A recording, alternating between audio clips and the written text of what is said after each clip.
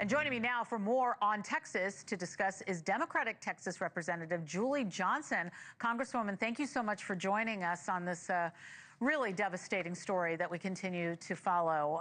So let me just first ask you about your thoughts, what you're hearing at this point. Tell us what you can from your perspective. Well, you know, it's just an unbelievable tragedy, and it's so heartbreaking.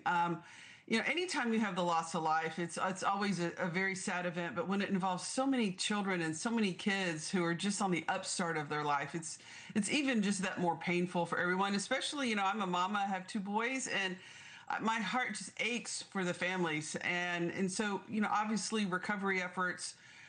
Those are first and foremost and top of mind for everyone here in Texas. Sure. And as we're watching our screens right now, President Trump and the First Lady visiting the state after what we saw with these flash floods, praising FEMA's response. Let's take a listen to that.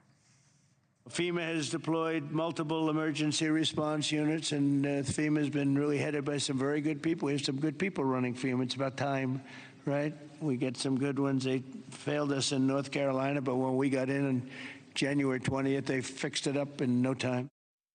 Now, I understand you're demanding for an immediate oversight hearing on the federal response to these floods. And if that pushes through, what do you hope comes of that?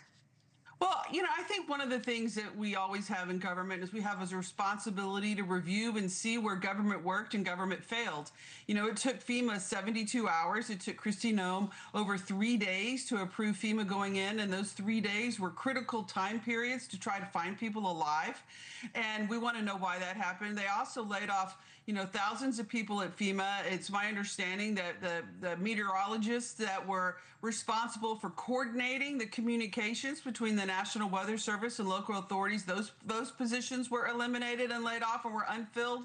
And we just want to find out what happened. And then additionally, there were a lot of grants that had been requested by this community for sirens and emergency help that had been denied at the state level by Greg Abbott and Republicans there.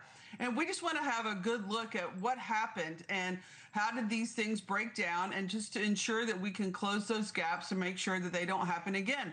We're about to head into hurricane season here in Texas, and we're not a stranger to that and those storms and how deadly and impactful they can be. And we just want to make sure that all the pieces are in play at the Weather Service, at NOAA and FEMA and everywhere else, given all the ridiculous and harmful cuts that the Trump administration has put to that administration. Yeah, there's a lot of people that have questions, and those have been raised through this week. And also taking a look at what FEMA has with primary roles in something like this. You take a look at the agencies, the Army Corps of Engineers to remove debris. FEMA oversees that. Health and Human Services for mortuary support and crisis counseling, and also the EPA for water testing. Those are things, moving forward. But to your point, what happened in those first few days? And we'll hopefully get some answers there. I also want to ask you about what's happening on the West Coast while I have you, because the DHS is condemning the federal judges' orders to stop the indiscriminate immigration raids that we've been seeing in California this week. They have been dramatic. We have been showing it. Plus, Trump is giving ICE officers, quote, total authorization to defend themselves after these clashes, which we have seen have not gone well in all of the cases. So what do you make of that? Well, obviously, I don't condone any violence against law enforcement or anyone else for that matter, and I don't think that that's an appropriate response. But having said that, it is equally inappropriate to just indiscriminately target people based on the color of their skin. And that's just racial profiling at the deepest levels. And to just haul off people that are here with legal permanent status residency is unacceptable. And the use of the military against American citizens is also unacceptable. So there's a lot going on out there that's wrong. And unfortunately, a lot of that is led by just the racial bigotry that the Trump administration has to people in this country. And it's a complete abuse of power, and it's inappropriate. I understand that's your point of view, and I'm sure you've had robust debates about that on both sides of the aisle, and we'll have more of that on the other side as well throughout this program. I want to mention that. But, when we take a look at what's happening in Texas and California, nationwide, how can Democrats work alongside Republicans? We continue to have this conversation to get concrete solutions on all of these major issues. So as you take a look at the problems as you see it, Where do you think you can come into the middle to try to come up with some solutions? Well, sure. I mean, I actually think there's a lot that could be done. You know, part of the problem is the Trump administration is not just deporting people who are here in this country illegally. They are canceling people's legal status when they have achieved it properly through the appropriate process, and they're just hauling people out of here. And that is not the way to do it. You know, we have areas of this economy that really need immigrant labor to work.